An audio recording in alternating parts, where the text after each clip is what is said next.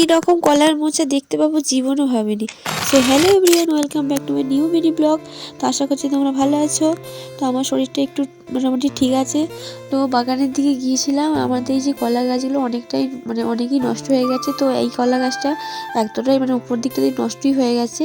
দেখছি মাঝখান থেকে কলা গাছের মধ্যিখান থেকে দেখছি এই মোচাটা বেরিয়েছে। আমি তো ফার্স্ট টাইম এরকম কলার মোচা দেখলাম।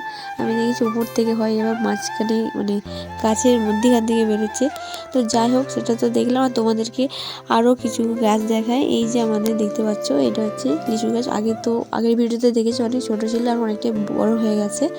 আর কয়েকদিন আগে আমি রিসেন্ট রক্তকরবীর গাছের একটা ভিডিও পোস্ট করেছিলাম। গাছটা তখন ছোটো ছিল, বসিয়েছিলাম।